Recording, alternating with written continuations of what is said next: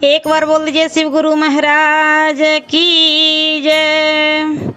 आइए अनंत भक्ति चैनल में आप सभी भक्तजनों का एक बार फिर से स्वागत है। आज मैं आप लोगों को नवम स्कंध का 5वां अध्याय सुनाती हूँ, जिसमें दुर्वासा ऋषि का राजा अम्बरीश से क्षमा मांगना और उस प्रकार भगवान के चक्र द्वारा उनकी रक्षा का वर्णन है।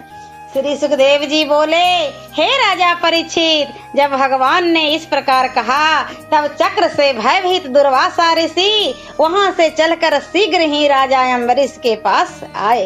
राजा अम्बरीश बैठे हुए सत्संग चर्या कर रहे थे। दुर्वासा उनके पांव पर आकर गिर पड़े और कहा, हे विष्णु जी के परम भक्त, आप मुझे क्षमा करने योग्य हैं। मैंने जो आपका थोड़ा भी अपमान किया है, उसके कारण भगवान का यह सुदर्शन चक्र मुझे जला रहा है।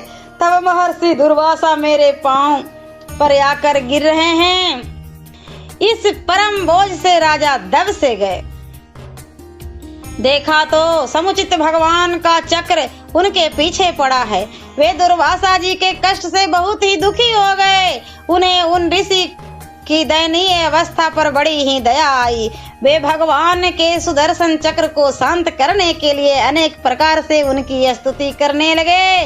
राजा अम्बरीश ने कहा, हे सुदर्शन चक्र, तुम साक्षात अग्नि हो, तुम ही सब ज्योतिषियों के स्वामी सूर्य और चंद्रमा हो, तुम ही जल पृथ्वी आकाश वायु विषय और इंद्रिय हो। हे सुदर्शन, तुम्हारे लिए नमस्कार है। सहस्र यारा वाले हे विष्णु के प्यारे, हे सभी अस्त्रों के नाशक, हे पृथ्वी पते, आप इस ब्राह्मण की पर दया करे। हे चक्र, तुम ही धर्म हो और तुम ही ऋतु और सत्य हो, तुम ही समस्त यज्ञों के भोक्ता यज्ञ पुरुष हो और तुम ही सर्वज्ञ रूप लोकपाल और उत्कृष्ट ईश्वरीय तेज भी तुम्हें हो।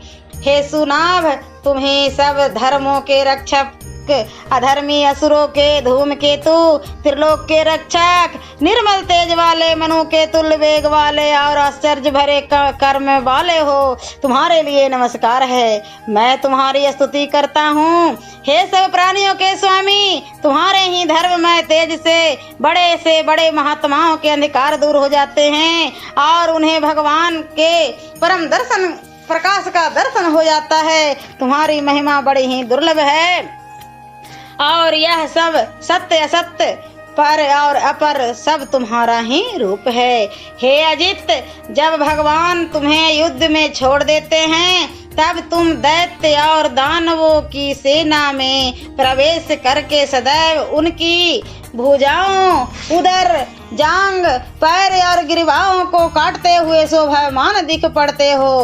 हे विष्णु जी के चक्र, तुम प्रत्येक का सामना करने में सामर्थ्य हो। इसी से गदाधारी भगवान विष्णु ने तुम्हें संसार की रक्षा और दुष्टों को मारने के लिए नियत किया है। हे अजीत, तुम हमारे कुल को पुण्य देने के लिए इस ब्राह्मण का कल्याण करो। यदि हमें दान यज्ञ और अपने धर्म का भली भांति पालन किया हो, यदि हमारे कुल में ब्राह्मण लोग देवता के तुल्य माने गए हों, तो हमारे ऊपर कृपा करके इस ब्राह्मण को दुख रहित करें।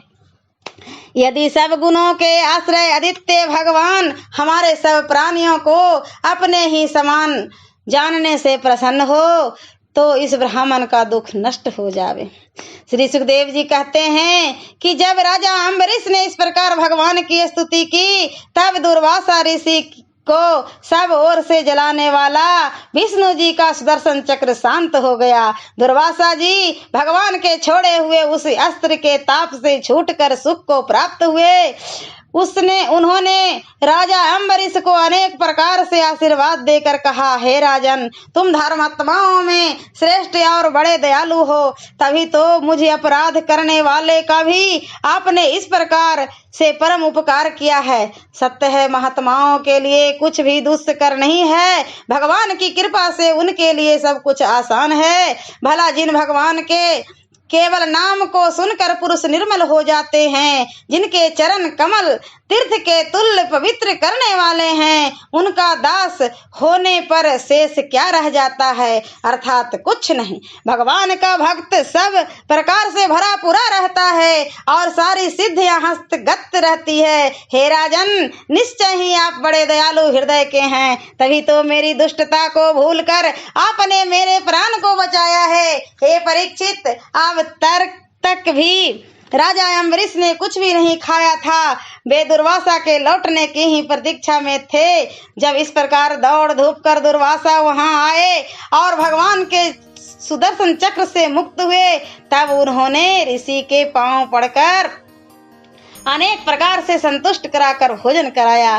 तब उस प्रकार से आदर पूर्वक लाए हुए इंद्रियों को तृप्त करने वाले भोजन को दुर्वासा ऋषि ने ग्रहण किया और उससे संतुष्ट होकर राजा से कहा, आप भी भोजन कीजिए। तब ऋषि की आज्ञा पाकर राजा ने भी भोजन किया। पश्चात आकाश मार्ग द्वारा केवल पर्यटन के विचार से दुर्वासा जी ब्रह्मलोक को चले गए और राजा अम्बरीश अपने राजकाज एवं धर्म कार्य में लगे।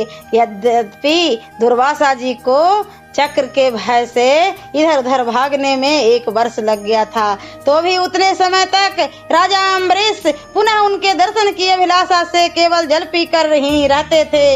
इस प्रकार के अनेक गुण वाले राजा अम्बरीश ने अपने कर्म समूह द्वारा परमात्मा ब्रह्म स्वरूप वासुदेव की भक्ति को किया और उस भक्ति के सामने ब्रह्मा इत्यादि के पदों को भी नरक के तुल्य माना। पश्चात वे परम धीर विष्णु भक्त राजा अम्बरीश अपने पुत्रों को राज देकर परमात्मा वासुदेव में मन लगाकर वन को चले गए और मुक्त हो गए। राजा अम्बरीश का यह इतिहास बड़ा ही पुण्यप्रद और कल्याणकारी है। इसको पढ़ने और सुनने से भगवान की भक्ति प्राप्त हो जाती है। ओम नमो भगवते वासुदेवाय नमः। और 9वें स्कंध का 6वां अध्याय में अगले वीडियो में सुनाती हूँ। ऐसे ही मनोरंजक कथाएं, कहानियाँ और भक्ति गीत सुनने के लिए हमारे इस चैनल अनंत भक्ति को सब्सक्राइब करें और वीडियो अच्छी लगी हो तो लाइक का बटन जरूर दबाएं। धन्यवाद।